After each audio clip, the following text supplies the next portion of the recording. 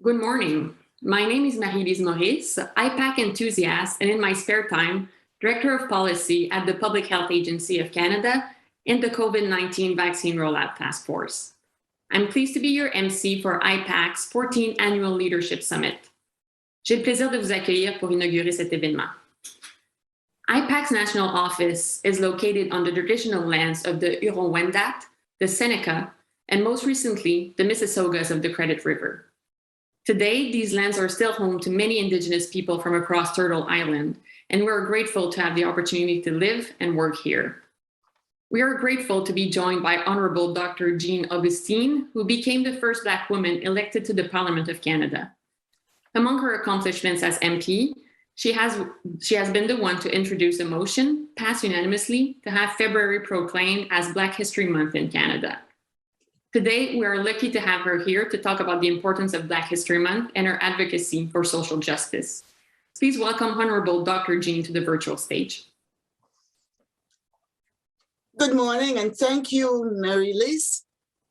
Good morning, IPAC, leadership, conference speakers, presenters, and attendees. I am so pleased to join you at this, your 17th Annual Leadership Summit. I understand that it is global in scope.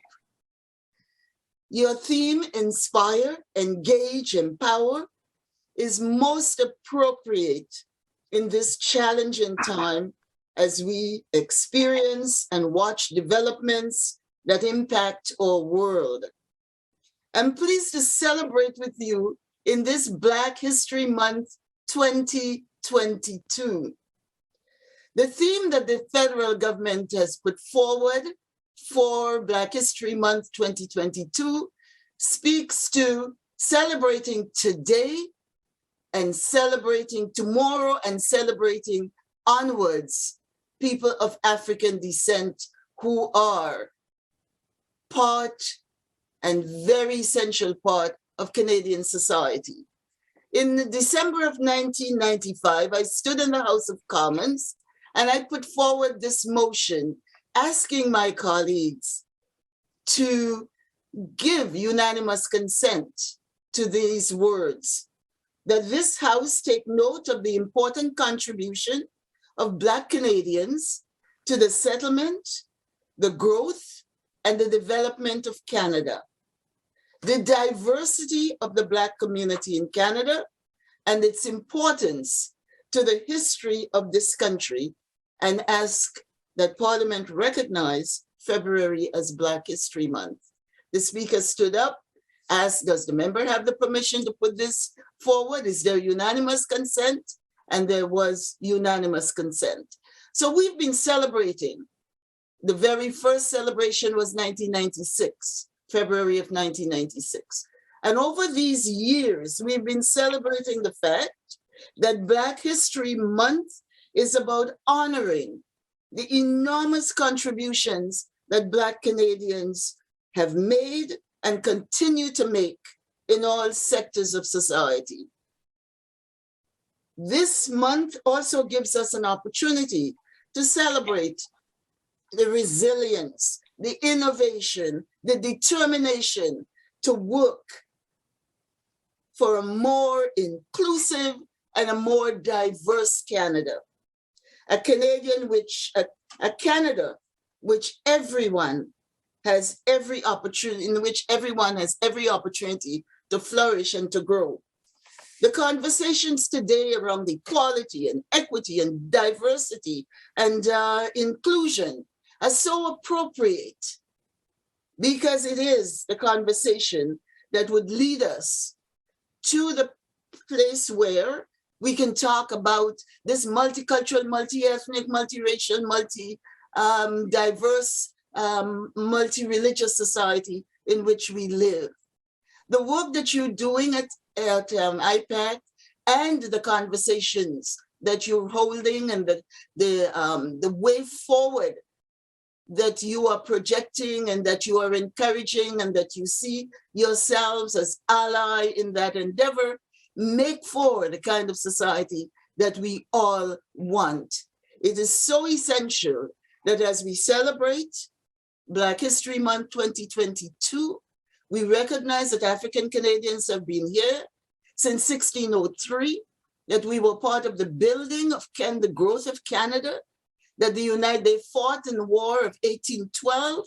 The United Empire Loyalists brought with them enslaved people, that they were buying and selling of Black people in Canada, African Canadian people, and that we have been part of the push for social justice, for equity, and to ensure that we are placed and we have our place in this society, that we are part of the discourse, that there are promotional opportunities, that there are recognition to have our young people go see their way all the way through elementary school and into high school and into other avenues so that they could be the members of society, full members of the society. And I know that the work you do, the work you're doing would make a difference and can make a difference, because I want to underscore and underline the fact that Black history is Canadian history. We cannot tell the full story of Canada until we can tell the full story of all its peoples, the Indigenous people, the African Canadian people, that we need to know each other so we could respect each other, so that we could understand each other, so people can go to work with their full selves and they can participate in everything in the society with their full selves. I know that IPAC has established a diversity and inclusion committee to drive change, to carry that conversation, to bring about this ideal society that we all want. Because you see, Canada stepped out as the first country in the world to say who they are, who we are. So diversity is not a question for us. Inclusion is the big question, and we all have to work to get to that inclusive society. My best wishes to you all as you deliberate, as you communicate, and as you converse over what I consider to be difficult questions, difficult issues, but at the same time, important issues that might make us uncomfortable, but at the same time, enable us to be allies and to move together in this society for a more inclusive and a better and fairer Canada. Merci beaucoup, mes amis.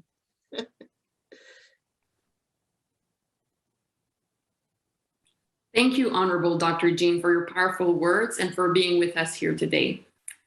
While Canada is emerging from the fifth wave of the COVID-19 pandemic and some public health measures are starting to be lifted, this conference is being shown exclusively in a virtual format to ensure the safety of our speakers, staff, volunteers, and attendees.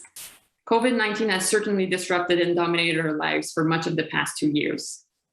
This summit would not be possible without the support of our conference sponsors: Deloitte, PwC Canada, MNP, Ted Rogers School of Management, Ryerson University, MAPCO, University of Waterloo, CPA Canada, National Bank of Canada, and The Personal. Chacune de ces organisations a soutenu notre conférence de manière différente et nous ne manquerons pas de souligner leur contribution aujourd'hui. I would encourage you to visit the sponsor area, which you can find by clicking on sponsors on the left-hand side of the platform. On behalf of IPAC, I wish to thank each organization for their continued commitment to public service excellence in Canada. We would like to thank this year's platinum sponsor, Deloitte, and invite Georgina Black to say a few words. Merci. Bonjour tout le monde. Good morning, everyone, and thank you for joining us today. I'm Georgina Black, and I'm Vice Chair and Canadian Managing Partner for Government and Public Services at Deloitte Canada. Deloitte is proud to partner with IPAC as the platinum sponsor for today's milestone event. I'm very excited to kick off IPAC's 75th year and 17th annual leadership conference. Today, we find ourselves at a pivotal moment in Canadian history. As we look forward to the end of the pandemic, it is important to reflect back on the last 2 years.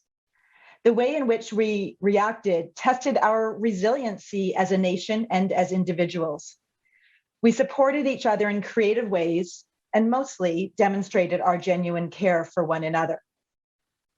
The public service, for sure, quickly stepped up to address the myriad of challenges society was and is facing, whether it was adjusting to working remotely, delivering vaccines to the masses, providing immediate financial supports to individuals and businesses.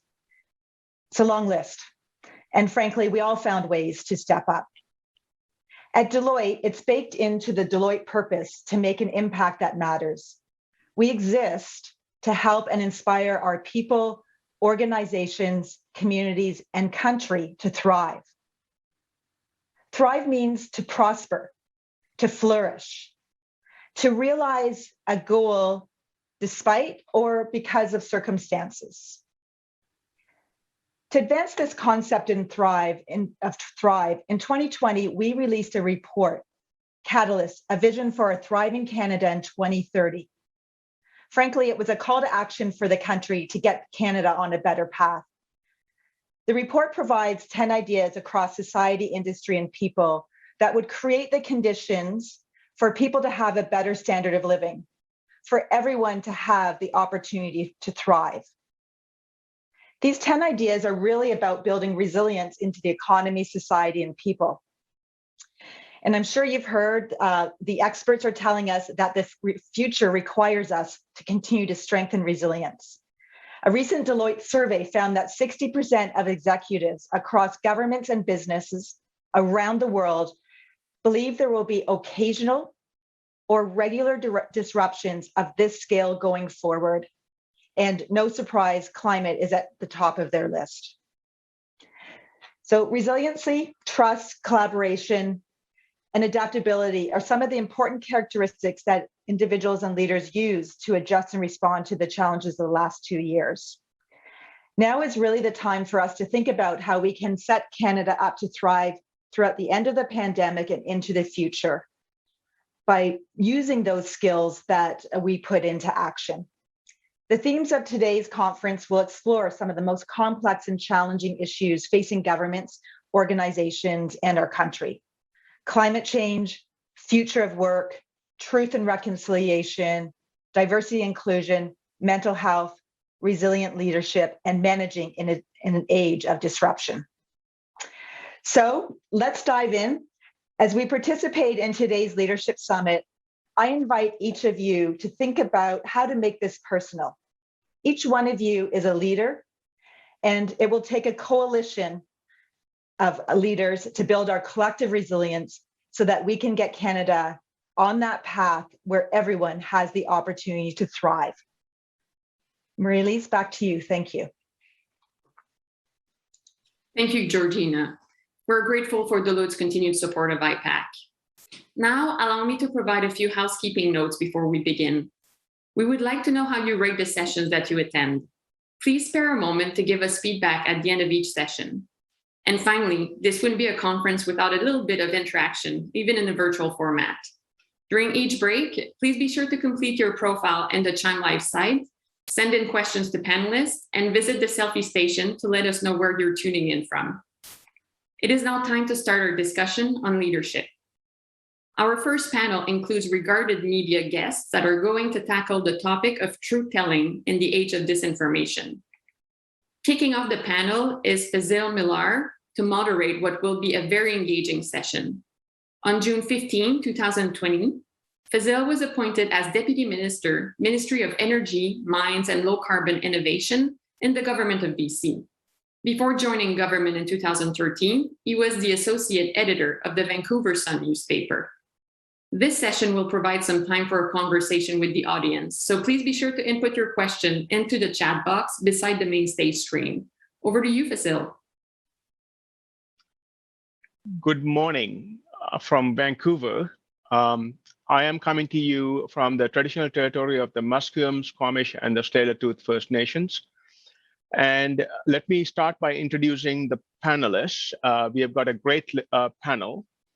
Emma Gilchrist from Victoria is the co-founder and editor-in-chief of the Narwhal, an award-winning nonprofit online magazine that publishes in-depth and investigative journalism about Canada's natural world. She has grown this magazine from 2 people to 22 today. And Emma previously has worked at newspapers and magazines in the UK and Canada, including the Calgary Herald. Along with her is Sonia Varma, who is the editor-in-chief of Global News, and she has worked for every publication from Al Jazeera to the Times of London to the Globe and Mail. And last but not least, we have David Skok joining us, who is the co-founder of Logic. He was an associate editor and head of editorial strategy at the Toronto Star. He also served as the managing editor and vice president of digital at the Boston Globe. And David sits on the advisory board for the Nieman Foundation for Journalism at Harvard University and has served as a juror in for the Pulitzer Prizes in journalism. So David, Emma, and Sonia work in a very challenging environment. It's turbulent, there are business challenges, and of course, there is challenges reporting today. It is not easy or for the faint of heart. So I'm going to throw them some tough questions and see how they do today. I think it will be very informative. It seems like, I was reading a column, Globe and Mail yesterday with Andrew Coyne, talked about hostility to knowledge. And I just want to quote that a couple of pieces there to set the context for this conversation. And I quote, "What happens when knowledge is transmitted, not vertically as it were, but horizontally? Then you have what we have witnessed over the past few years. It has been described as a class war, but it's a class war of a particular kind, in which the dividing line is not money or birth, but knowledge. Previous generation of class warriors wanted to smash capital, first physical and then financial. But in an age in which capital resides in knowledge, their objective must be to smash knowledge itself, together with its repositories, the universities, the courts, and the media." With that, let me pose the first question to our panelists. Given the resource constraint and business challenges that media have today, can the media do the kinds of checks and balances and the kind of reporting, in-depth reporting, and given the social media and that there are no barriers to entry, anybody can publish anything on many platforms, when as this is a quote attributed to Winston Churchill, where a lie goes halfway around the world before the truth has a chance to put its pants on. So let me start with Sonia for a first crack at this. Sonia, over to you.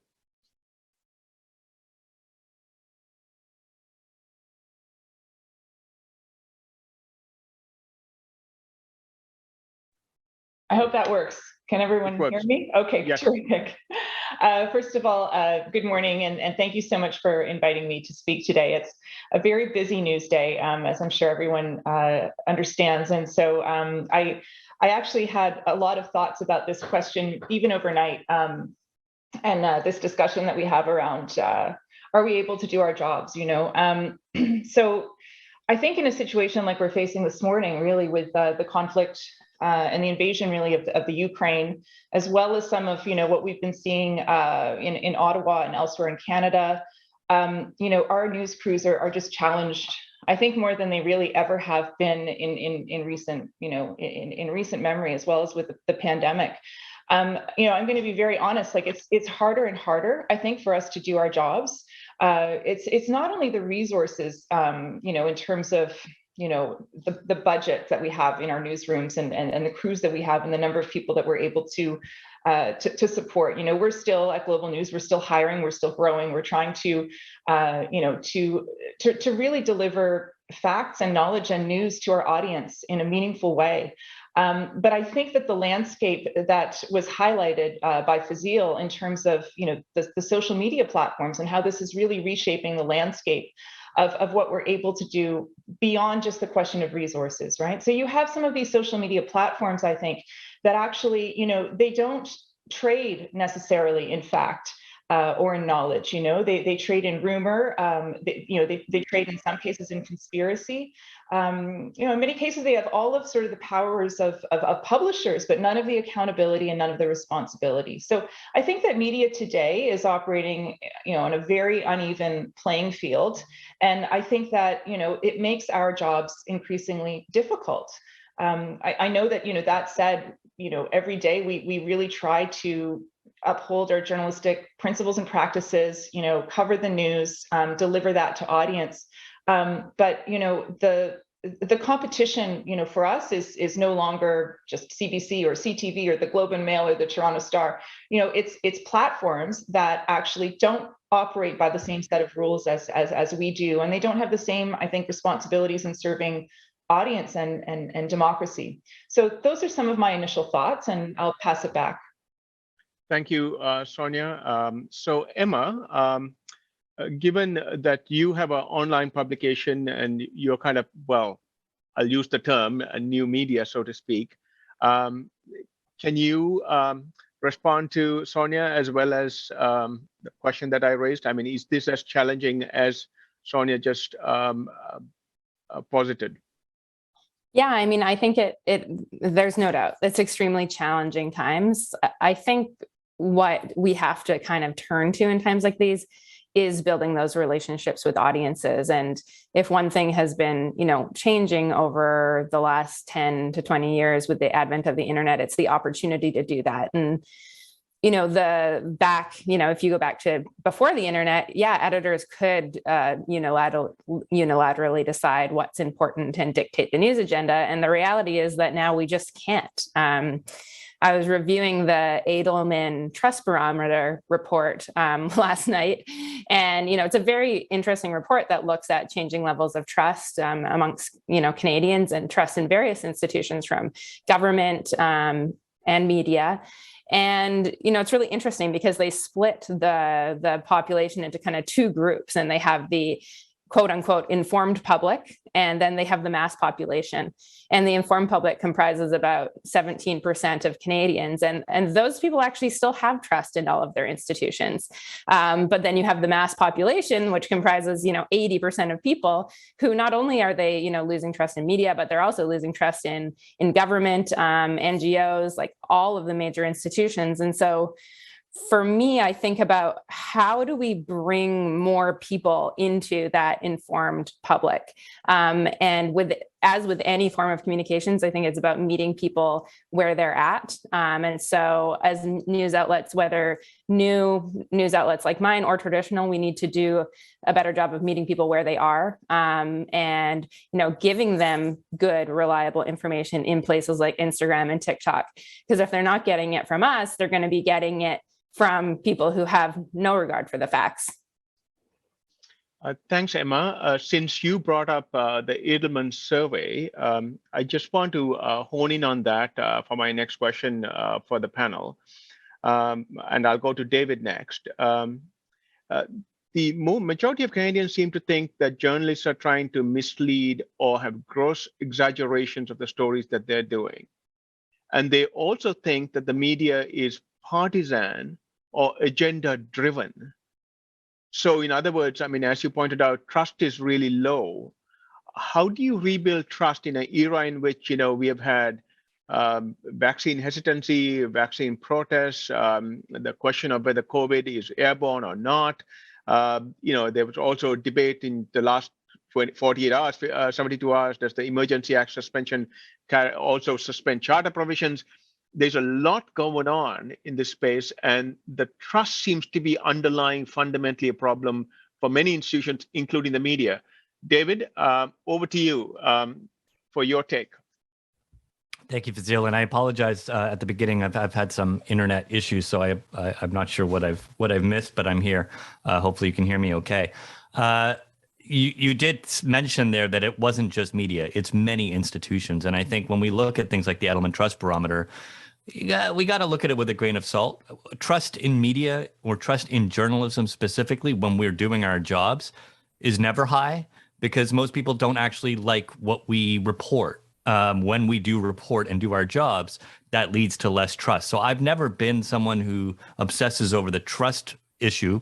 I mean, the Edelman survey would say that the most trusted institutions are your own employers right now. So, yes, in some ways, corporations are trustworthy, but if corporations are more trustworthy than governments and journalists, I think there's something to be analyzed in that more deeply.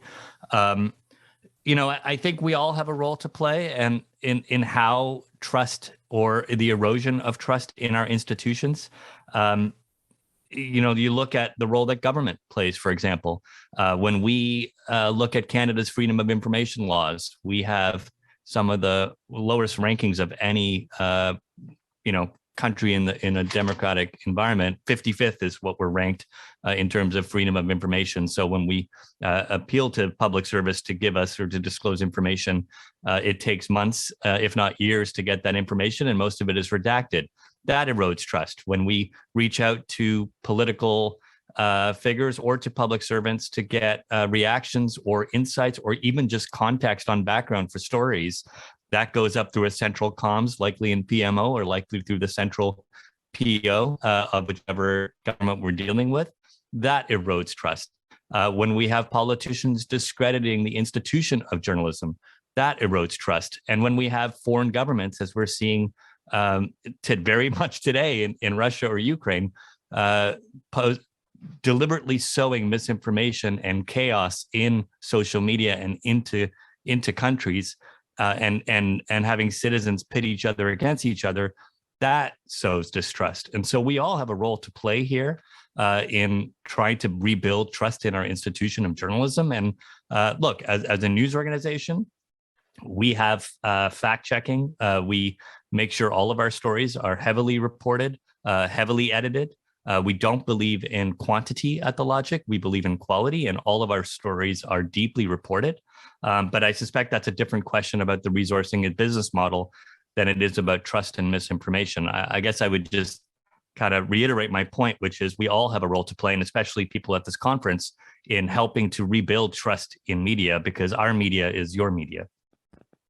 So thanks, David. The question of trust, part of the reason I'm spending some time on trust is because the way the media frames public policy issues or concerns, whether it's in healthcare, education, social services, economy writ large, matters, because in the morning, politicians do look at the clippings, so to speak, shall we say, going back to an old phrase, and then they have to react. The public expects them to react. And of course, then it does affect the public service, whether you're in British Columbia or Ontario or Ottawa. And so in a world in which there seems to be in some ways, there seems to be no public square, it seems to me, where the AP style or CP style of journalism, which is, you said where, what, when, and how, just give me the facts, ma'am, as it were. Right. And these Edelman surveys seem to suggest that, people think that your media, agenda driven and partisan, etc. Is it possible to build that public square back, do you think, Sonia, as opposed to people breaking into tribalism, meaning living in their own little silos and the echo chamber? Because it matters, because there needs to be community, there needs to be some sort of social consensus. Let me pose that question to you, Sonia, over to you. Yeah, thanks, Fazil. I think that it is possible, and I think that it's our job, frankly, as journalists. When you look at the reporting yesterday and today and last night that was coming out of Ukraine, these are the key questions that we're all trying to ask, that credible media organizations are trying to ask: what, when, where, who, what is happening. And it's interesting because I do think that still in times of crisis that the public does turn to the media. People do turn on, CNN or hopefully Global News, to find out what's going on.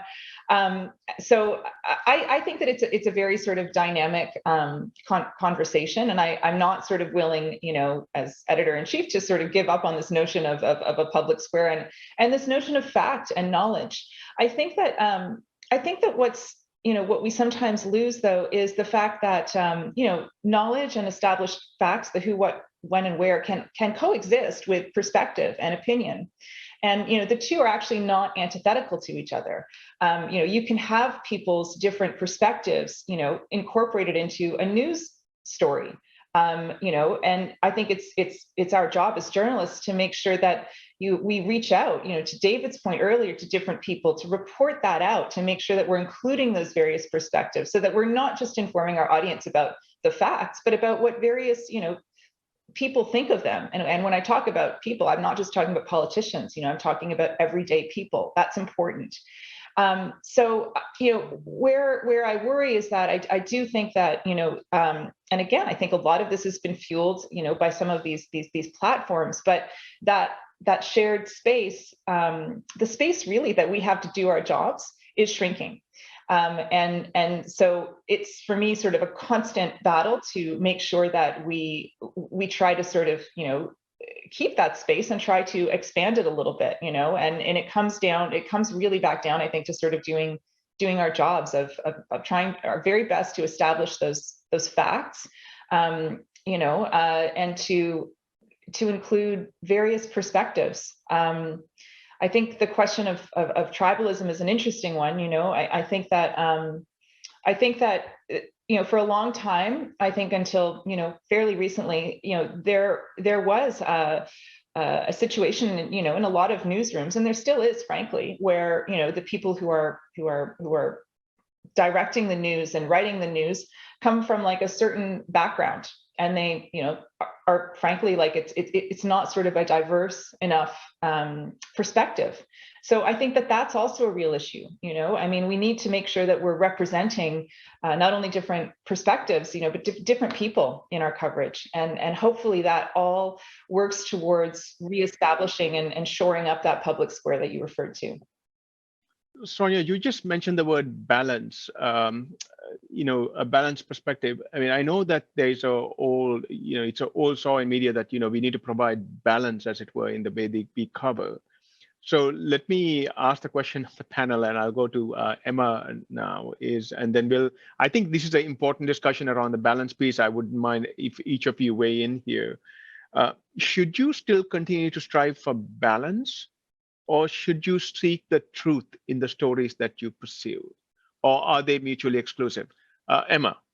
Yeah, this is such a great question. I mean, whereas, the whole conversation in journalism maybe 20 years ago was all balance, balance, balance, I think there's a lot more conversation now about false balance, and how when you kind of do a he said, she said, when the facts, the things that people are saying are not equal, say in the case of climate change, for far too long, media organizations continue to do a he said, she said around climate change. If we do that around the COVID-19 pandemic, like that's incredibly dangerous, right? To allow everybody to have an opinion when those opinions don't align with fact. So I think balance is a really tricky thing in that sense. To me, I think what's more important is fairness.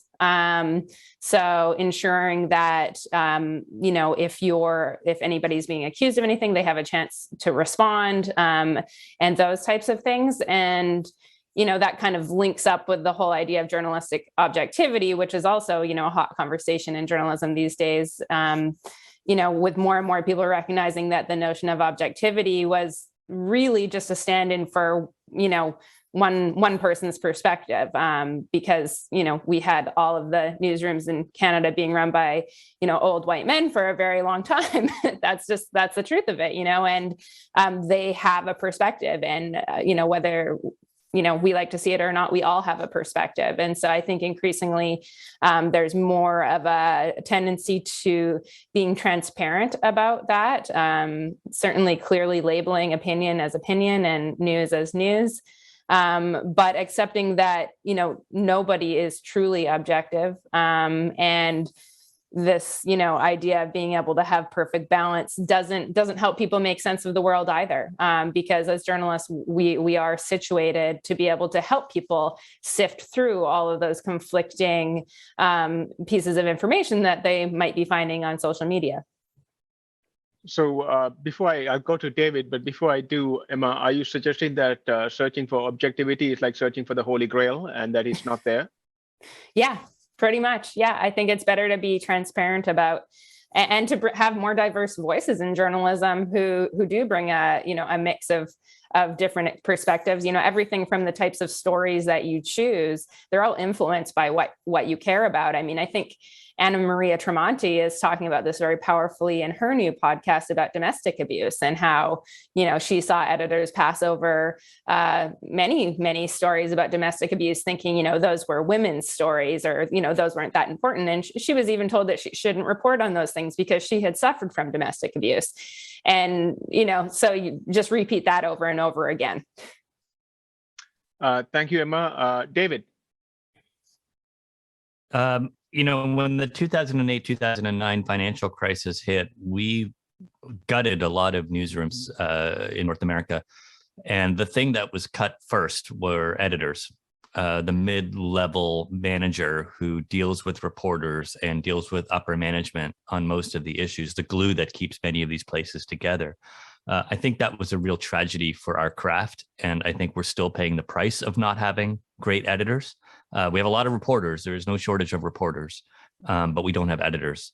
To Emma's point, I agree. Nobody comes to any story objectively. We all come to everything we do with our own lived experience. But it is the role of editors, I believe, to make sure that those experiences are triangulated through the reporting that you do. We try to report and triangulate facts through our reporting, and make sure that we have people who can check our own experiences and our own objectivity in our reporting. That process, it works, and I think it doesn't happen enough. So maybe it's not a popular take. I don't believe any individual is objective, but I do believe that journalism and our newsrooms should still strive for a level of objectivity that comes from triangulating facts. Thanks, David. Sonia?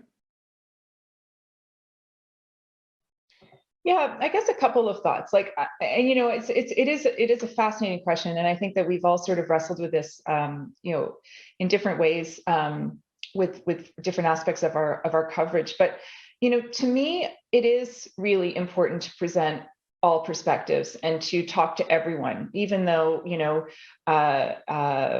for example. We had this conversation around our coverage of the trucker protests, and the question was, some of these protesters were so hostile towards the media, and some of the things that they were saying were not factually correct. So did we still have a responsibility to speak to them and to present what they believed, their perspective? And I would say absolutely yes. It's important for everyone to sort of understand that perspective, and for us to talk to each other. And this is also, I think, what I worry about a little bit with sort of the polarization and the tribalism that you referred to earlier. There just seems to be less and less of a middle ground, and I think that if we discount or disregard a certain segment of the population or a certain opinion, that perhaps some of the reporters might disagree with because it's not fact. I mean, we still have a problem, right? I mean, you can, I think, speak to people attributing their opinion as opinion, but still without actually giving up on the idea of fact. And we're going to see this a lot, I think, in Ukraine. I mean, this is a story where we need to actually be talking to Russia to get the Russian perspective on what's going on. We need to, speak to the Ukrainians as well. I think around the pandemic, we have to speak to everyone. We have to speak to people who are going out and getting vaccinated, but also those who aren't, to understand the reasons why, and to really sort of reflect some of these realities. And so I think in this way, I think that media and journalism can hopefully bring this conversation a little bit more together, and try to both explain, I think, the polarization, but also try to bridge it in some way, to represent these different sides. So let me ask you this. I mean, there seem to be, Canadians, I mean, arguably are kind of reasonable people. There's a reasonable middle. If you take a normal distribution, there's a lot of people in that reasonable middle. But in the media, I mean, as the adage goes, we cover plane crashes, not plane landings, right? So we are looking for the tail ends of the distribution, meaning something new, NEW, right? News, new.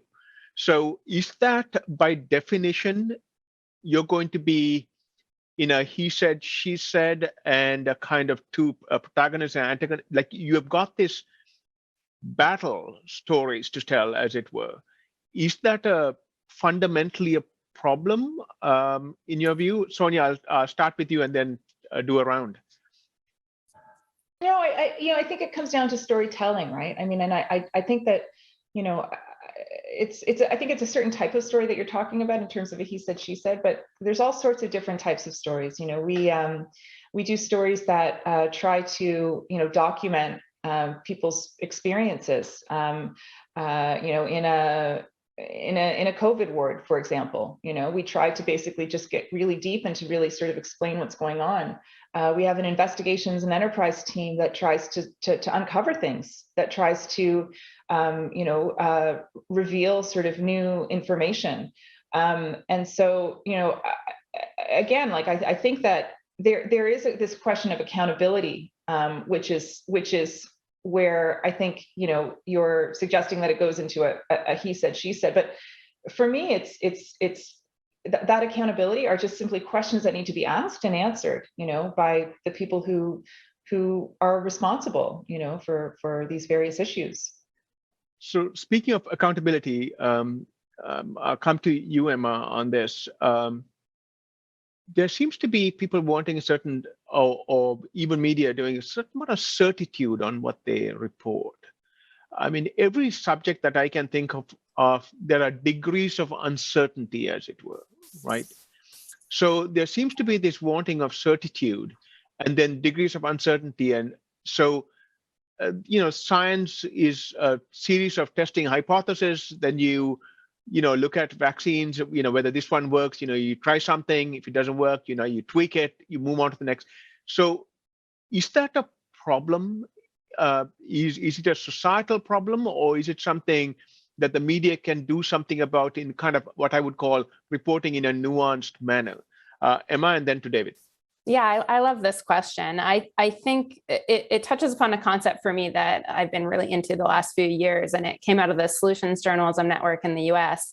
It's called Complicating the Narrative. And this journalist named Amanda Ripley wrote this amazing piece on this and really looked at, how to tell these complex stories in ways that don't further polarize. And what she really found from speaking to, conflict mediators and looking into this for a year, basically, is that bringing that nuance and complexity into stories, showing that diversity of opinion, doing what Sonia is talking about in showing the diversity of opinion within ordinary people is actually very effective at reaching people and communicating more in those shades of gray. So I think it's a really different thing to show the varying opinions of ordinary people. Say, we'll do things like feature the opinions of coal miners as, coal is being phased out. That's really different from having false balance from like experts, on climate change. So I think there's a difference there between like expert opinion and you're kind of like showcasing, the fact that, most of these issues that we're grappling with are incredibly complex. They're not easy. The decisions in BC, for instance, around, old growth logging or pipelines, like these are incredibly, incredibly complex issues, and people have very mixed opinions on them. Like I grew up in Northern Alberta, and the, people who I know back there, they both work in fracking and they're concerned about their water and their rivers. And so people kind of contain those multitudes. And I think that media does often kind of unconsciously polarize by going for, as you say, Fazil, kind of like the news, right? Like what's new. And I think that's where, new sites like the Narwhal and the Logic, like we kind of have a luxury of, we don't really do like quote unquote news, right? Like we don't do daily news. We do your, 10 to 15 minute read, context rich, kind of getting into the subtleties of things. And, I think we've been able to build a business model around people looking for that and turning to that and wanting more than, 3 minutes on the nightly news or, 200-word blurb in the newspaper. Thank you. That brings me to this notion of, whether you're going to do a read which is lean in or lean back. And David, your thoughts on this, and also can you explain your business model as well? Because I think important that people understand there are these innovations that are happening in kind of entrepreneurialism in the journalism world. So, David, over to you. Yeah, thank you. And I would say I think the first thing you should do is subscribe to the logic, because I think some of your questions around the type of incentives that are driving media, I think are respectfully a bit dated from where we are today. The business model incentives have shifted. So, I'm the CEO and founder of a for-profit media company that pursuit of sustainability is fundamentally premised on high quality journalism, not clickbait. And I think you're seeing, as the industry transforms, you look at the Globe and Mail, for example, one of our competitors, they are seeing as well that the stories that tend to really resonate, that people are willing to pull out their credit card and pay for, are nuanced, thoughtful, high quality, richly reported stories. And we are not an advertiser driven business. We do have advertising, but our fundamental business baseline is based on subscriber and corporate subscription revenue. And that means that for us, we are judged by our readers every day based on the quality of the reporting that we're doing and the originality of the reporting that we're doing. And so I think, and that is happening across the industry. I mean, we haven't talked about it, but one of the things that are top of mind, legislation may be coming very soon, is about large publishers in Canada pushing for Google and Facebook to compensate for 80% domination in ad revenue relative to journalism organizations. All publishers, including my old employer, Global News, where Sonia works, recognize that advertising as a revenue stream for journalism is not at the moment, and I say at the moment because these things always evolve, a primarily smart business approach. In fact, subscriptions are a great way to do it right now. So the incentive structure does drive what happens in the boardroom, does decide to does incentivize and dictate what happens in the newsroom, as much as we don't like to say that. And the incentive right now at the boardroom level is high quality work. So I actually think it's a very exciting time to be in media and journalism. And I think there's a lot of good things happening, including what Emma's doing at the Normal. Thanks, David. I'm just scrolling down on some questions that are coming in as well. So this is a question around whether local newspapers, or as opposed to national newspapers and, or for example, the CBC, be better at combating disinformation and informing the public. Do local newspapers face the unique challenges and advantages in informing the public compared to the national, is the question. Emma, can I come to you and then I'll come back to David? Yeah, I think local papers have a unique opportunity to build trust, actually. And probably part of the erosion of trust we've seen is because of the decimation of local papers. I think also, like, organizations like the Logic and the Narwhal get that opportunity to kind of build trust almost in like a local paper kind of way, because we work a very specific beat and we have relationship with our audience. But like looking at the Edelman Trust Barometer information, people, they tend to trust things that are kind of close to them, right? They trust like the own company that they work for, or they trust local politicians much more than federal or provincial politicians. And I think I've always thought that's kind of fascinating, how much less polarized municipal politics tend to be than federal. And so I think there's that real opportunity locally to build trust and to combat disinformation and play a really key role in informing the public. And certainly the national outlets do as well. But I think, I really hope to see more rejuvenation of the local news model. I know we're seeing some interesting things happening in the online space, like in Victoria with the Capital Daily, which is one property of Overstory Media Group. And so they're kind of building out that online model for local news. And I think that that's really important. So there's another audience question around, because David and you both in the digital space here, well, everybody is, but specifically focused. Has the digital news subscription tax credit help at all to provide revenue to news organizations? And what other public policies could help provide for certain financial stability, as it were, so that the work can be done? So David, can I come to you, and then I'll get back to Emma. And Sonia, are you still here? She might have to drop off. It's a heavy news day. I'm still here. Oh, you're here. Okay. Yeah. Sonia, has that helped? For us, no, because we don't have a subscription model. So I wouldn't be able to sort of speak to that. I did spend a long time in my career, like a chunk of it in newspapers, and so it has been, to Emma's point, very, I think, personally upsetting to me to see some of these local newspapers really struggle. So I am hopeful, that something like that would help. But really, actually, I think we need big change to sustain, media in this country. And I, again, like David mentioned, Bill C-11. I've talked about the leveling of the playing field, which is really important. So I think that there is room for policy that can help. I think media, which is again essential, I think, to our democracy. I also think that it's important to recognize that what we provide at Global News is something that's free. And I appreciate the business model that David has very smartly built, I think, around the logic, but not everyone can afford to subscribe to these things, and not everyone can afford to subscribe to paywalled content. So it's a struggle, I think, to find that balance between revenue and access to news. And so that's also, I think, like a really key question for us, I think, in the media is how much, and for government, frankly, right? So how much is it sort of, our responsibility, or as a country, do we want news to be accessible to everyone, not just those who can afford to pay for it? Thanks, Sonia. David?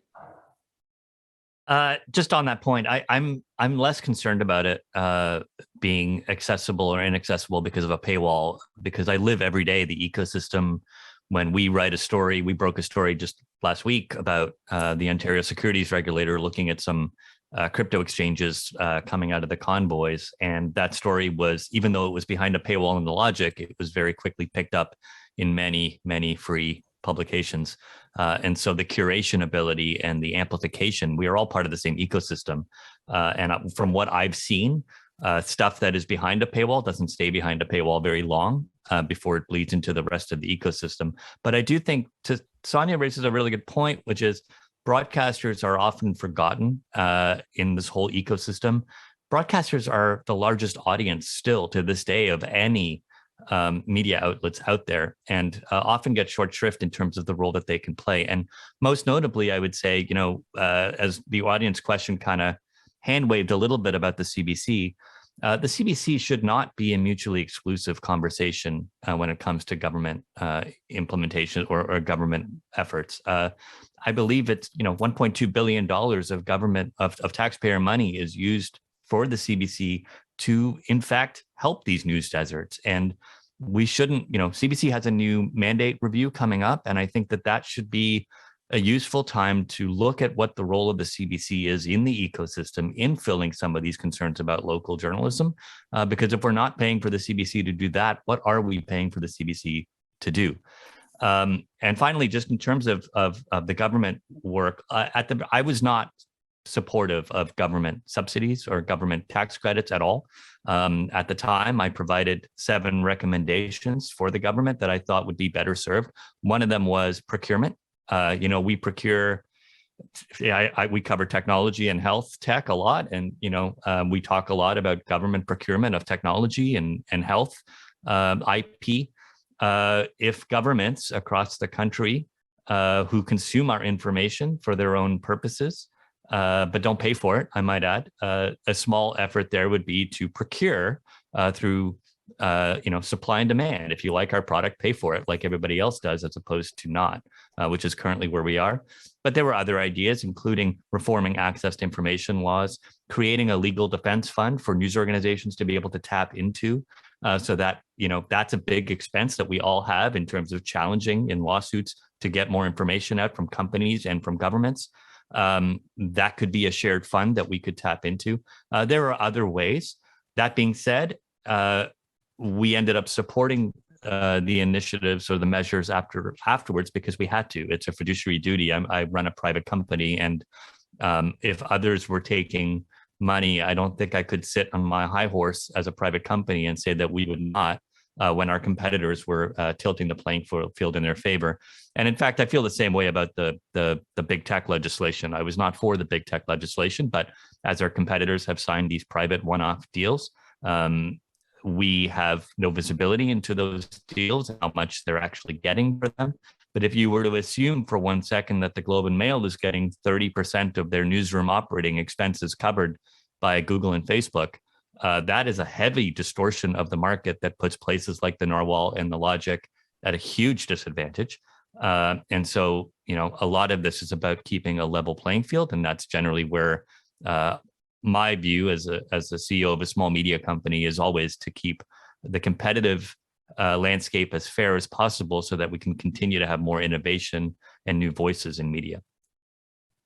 Thank you. Emma, any thoughts on this? Yeah, I think the word is out on whether the digital news subscription tax credit is really helping anybody or not. You'd really have to look at the behavioral science of whether a 15%, rebate on your subscription is going to influence your behavior or not.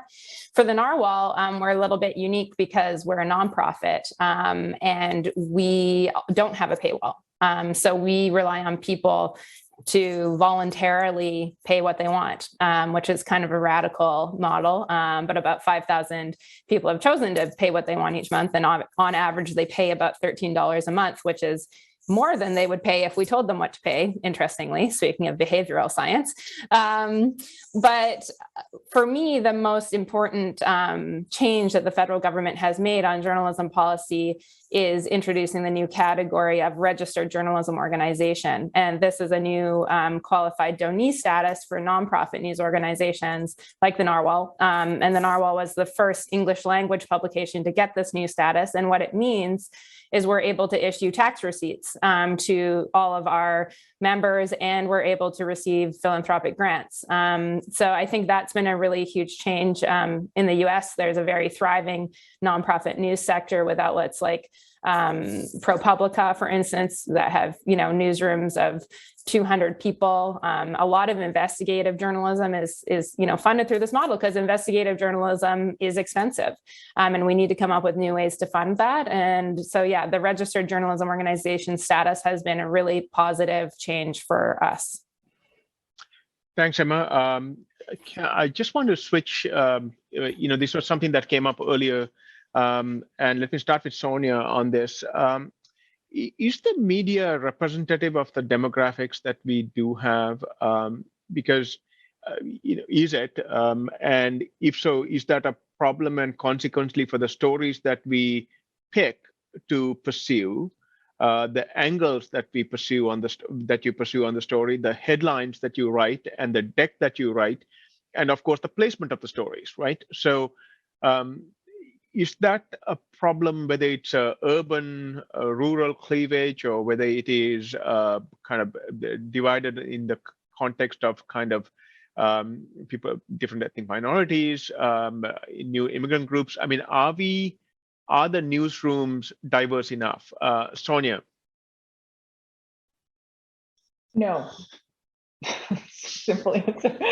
But I bet if we were to sort of take a look around this virtual room, this virtual room wouldn't be diverse enough. It wouldn't be reflective of this country. And I think that there's a lot of interesting conversations happening across a lot of our institutions right now about how to tackle that.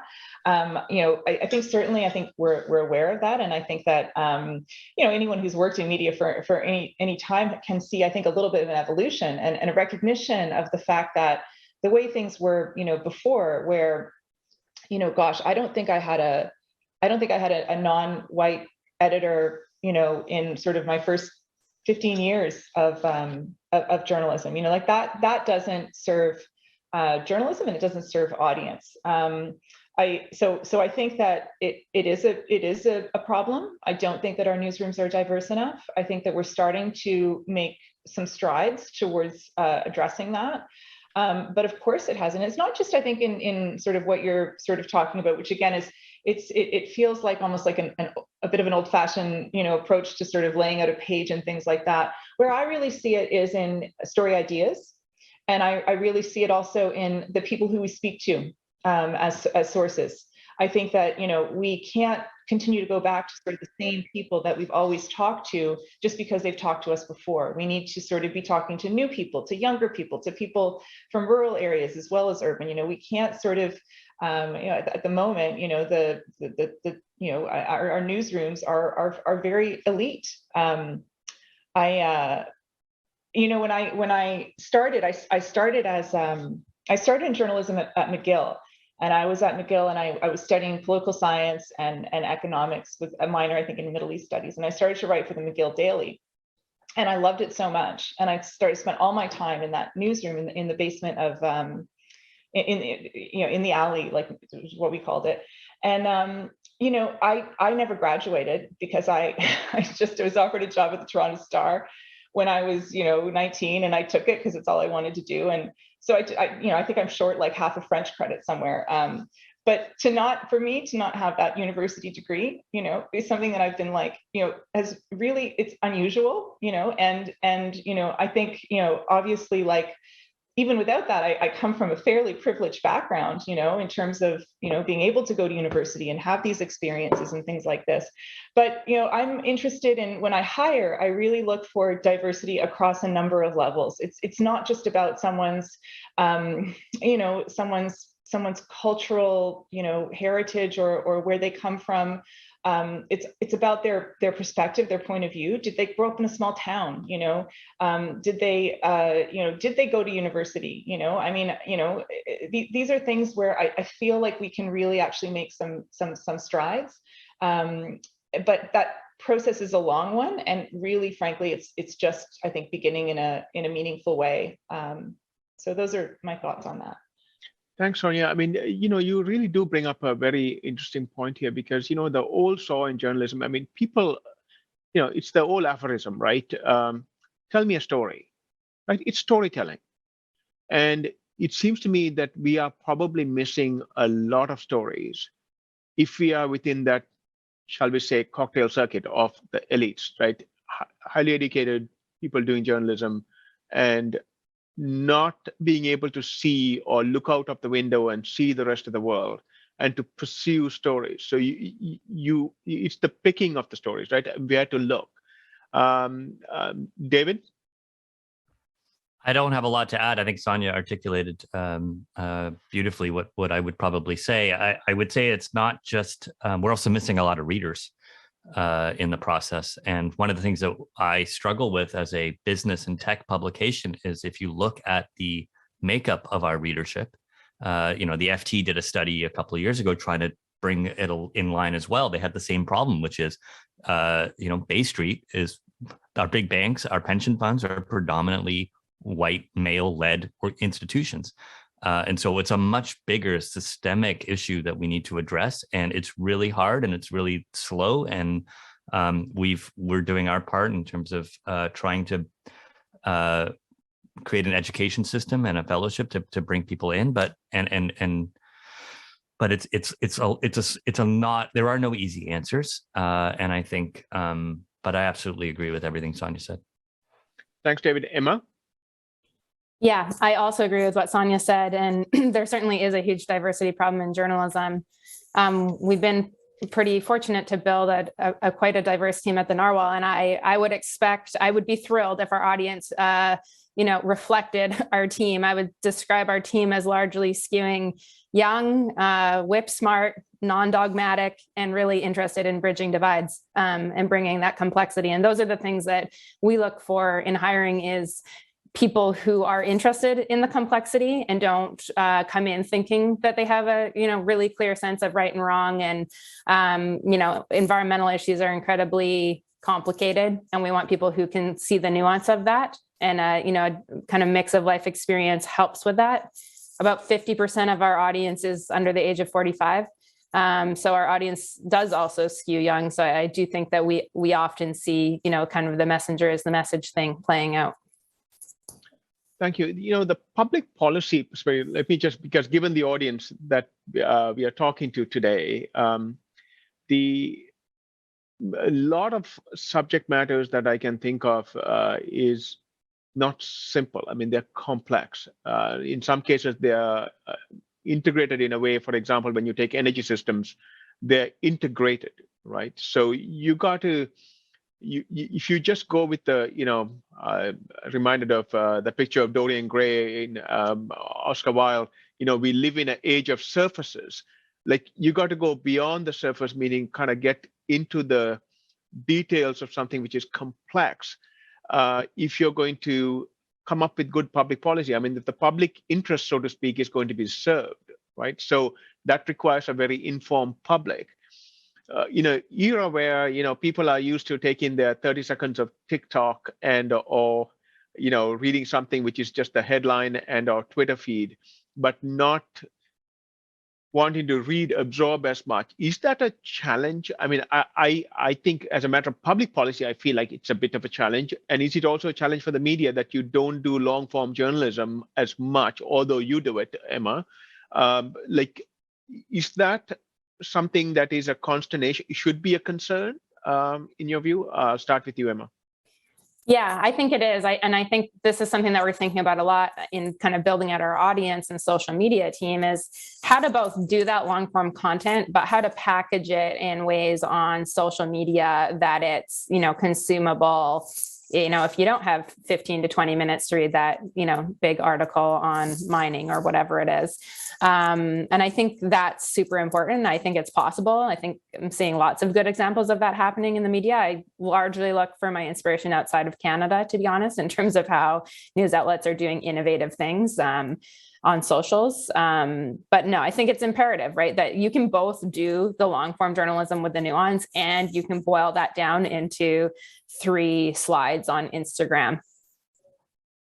Thank you. Let me, because I know I'm keeping an eye on the clock, but let me just go to Sonia. Sonia, when you walk into the newsroom, I mean, it's a daily newsroom. I know how it is, having been there. When you go in, what would you say are 2 or 3 of the biggest challenges when you walk into the newsroom in the morning, if you're trying to cover the day? Gosh, what would you say? Yeah, I wish I could walk into a newsroom. I've been working on my kitchen for the last 2 years. So. Touche. But I do no. But I take the sort of spirit of your question. So I think that the challenges for us today are about. I mean, it's sort of, what are we doing? What is our objective today? How are we going to cover, X, Y? This is a basic question, and I think that then branches out into, a number of different things. So I think that the question for me is how do we add value, right? It's not just about sort of what we cover, but how can we do that differently, and how can we do that more in depth? And I think that probably that question wouldn't have been asked, and maybe David could speak to that a little bit, but as much as it is today. And I think that some of the work that, the Logic is doing and the Narwhal is doing, this longer form explanatory, speaks to the fact that there's a hunger for that, and we see that at this mass media level as well. I think that, where we try to put our resources now is not to kind of replicate what we can get from, CP or AP, but it's to take stories further. So how are we going to do that? This terrible story of, the family from Gujarat who died, in the cold, that family of people who were being, smuggled across the border, right? I mean, that's a terrible, beyond reporting on the fact that happened.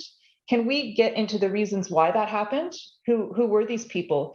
What was the story of this family? Like, see Bob Ray there, hi. And I think so I think that those are the questions that I ask. And so it's sort of then sort of how to then, kind of put that amazing machinery into motion. Because I do feel really privileged that we have such, these resources. We have, newsrooms across the country. We have, lots of journalists, but it's to kind of focus them in a way where we can take that story further for our audience, deliver content that is more revelatory as opposed to just answering some of those basic questions. Thank you. It is a daily miracle that we put the news on, of course. David, over to you.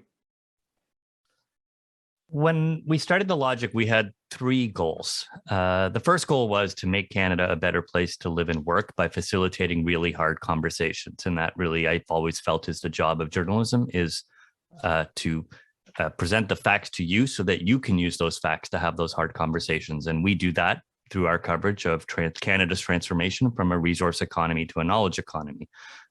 We know that if you take out real estate and take out energy, Canadian GDP growth has been quite negligible over the last 2 decades. And so The Logic's coverage is about the future of Canada and how we as a country can evolve. So that was the first thing, make Canada a better place to live and work.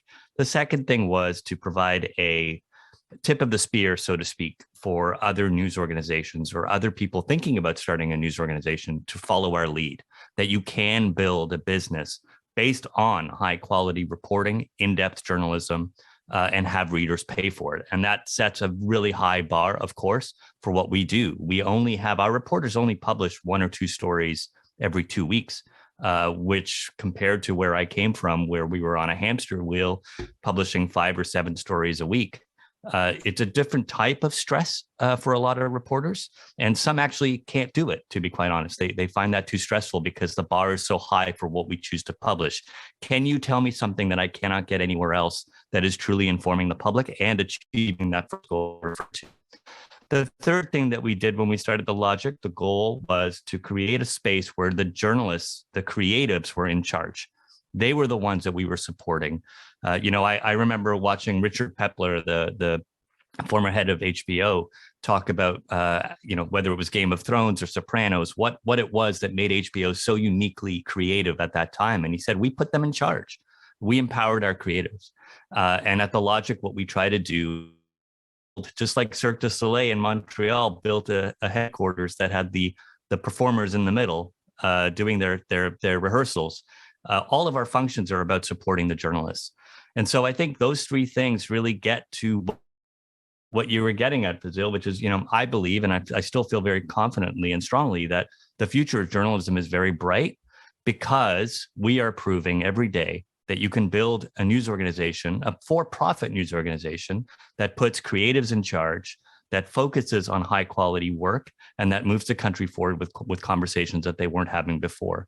And so I'm very optimistic about journalism's future, despite a lot of what we're seeing today. Okay, on that note, I have to admit, after listening to the panelists today, I am also more hopeful that we can have an informed public with all of you in the seats that you are in. I realize that we are coming down to the last 2 minutes, so I do want to take the opportunity first. Thank you, IPAC, for this forum and for this platform to have a discussion around journalism and the health, the health and status of journalism and what we can do better. And I do want to take the opportunity to thank all the panelists, Sonia, David, and Emma, for an informed discussion. Appreciate it very much. I know, Emma, you and I had to get up very early here. Thanks again. And have a great rest of the day, and thoughts and prayers, of course, all of us, of what's happening in Europe. It is a situation that is sad in more ways than one. So with that, I'll pass this back. Thank you very much. Thank you. What a fantastic way to kick off our summit. Thank you so much, Fazil, Sonia, David, and Emma, for a great discussion.